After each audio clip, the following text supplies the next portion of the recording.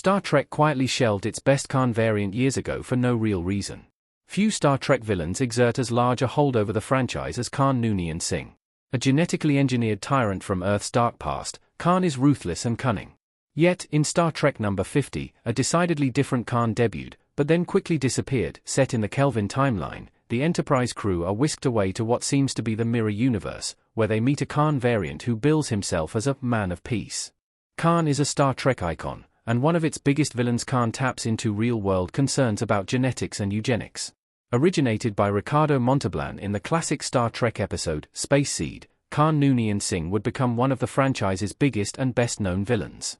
As related in Space Seed, Khan and his genetically enhanced followers, known as augments, once controlled Earth in the wake of the catastrophic eugenics wars. Even though humans overthrew Khan and the augments, their evil continued to perpetuate. They escaped Earth in suspended animation, but were awakened in the 23rd century by Captain Kirk. Khan and the augments tried to hijack the Enterprise, but Kirk foiled them, and at the end of the episode, they were exiled to Ceti Alpha V. Star Trek fans know the rest. Khan escaped Ceti Alpha V and went looking for Kirk, who he blamed for the deaths of his wife and the other augments, all of which were chronicled in The Wrath of Khan. Kirk once again defeated Khan, but it came at the price of his best friend's life. Why is Khan one of Star Trek's best villains? There have been multiple depictions of Khan in Star Trek. The Star Trek franchise tends to eschew singular villains like Khan. Instead, it focuses largely on political concerns among the galaxy's various races. More Star Trek stories have been centered around the machinations of the Romulans or the Cardassians as opposed to the actions of one person, which makes villains like Khan actually stand out further. Even though Khan's story came to an end, he continues to exert an influence over generations of later Star Trek creators. Khan was name-checked in various other Star Trek shows, and Enterprise even fleshed out the augments' lore, even going so far as to give them their actual name. Perhaps the best example of how Star Trek cannot let Khan go came in 2013's Into Darkness. Like its predecessor, 2009's J.J. Abrams-helmed Star Trek, the film was set in the Kelvin timeline, which should have allowed for new types of stories to be told, but instead the filmmakers decided to rehash the Wrath of Khan.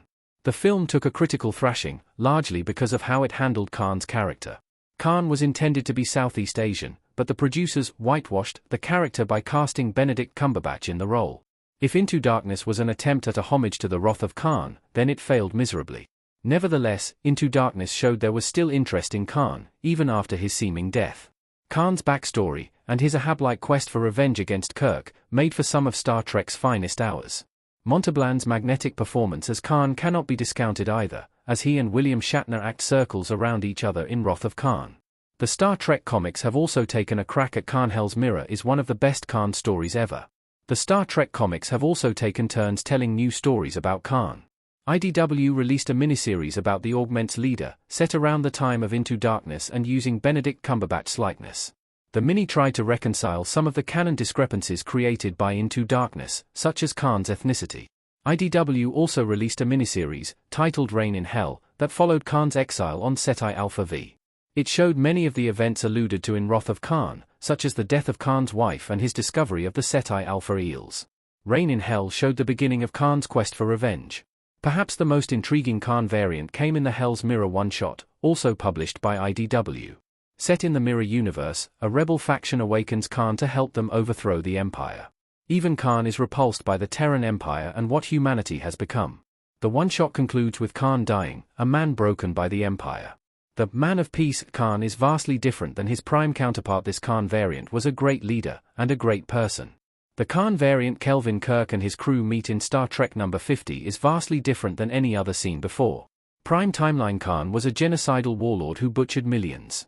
In the Prime Timeline, Khan is remembered alongside other dictators such as Hitler. By the time Kirk and company found Khan, his name was Mud. Yet the Khan Kelvin Kirk encounters in Star Trek number 50 calls himself a Man of Peace. Indeed, this Khan variant seems to exude tranquility and inclusiveness. He welcomes an understandably shocked Kirk to his augment colony. Kirk and the away team brace for the worst, but are quickly stunned to see that Khan truly is peaceful. The Khan variant paints a dire picture of his galaxy. The Terran Empire of Star Trek's Mirror universe is at war with Khan and his colony of augments. When the Enterprise arrives at Ceti Alpha V, the augments, not aware of the ship's true identity, plead for mercy with Kirk. Unfortunately, this unique Khan variant did not stick around too long. After debuting in Star Trek number 50, he would appear for the duration of the storyline, which ran through issue 52. Along the way, fans saw this Man of Peace was totally capable of defending himself and his augments from the Empire. This Khan variant was truly the best of both worlds. He was super strong and super intelligent, just like Prime Khan. Yet he had channeled his gifts into far more productive ends, such as trying to overthrow a brutal galactic regime. Khan proved an effective foil for the Terran Empire. Will Khan return to Star Trek again? The Man of Peace Khan should return too. Today, Khan continues to show up in the Star Trek franchise. A Khan audio drama, released on podcast platforms and starring Naveen Andrews in the title role, just wrapped up its first season to great acclaim. Khan will no doubt return to Star Trek at some point, as he is too great a villain. Yet the Man of Peace Khan deserves a comeback too. This variant offers a unique perspective on this iconic Star Trek villain, showing a fascinating road not taken, one that dared ask what Khan might have been like had he been one of the good guys. The result was perhaps the coolest Khan variant.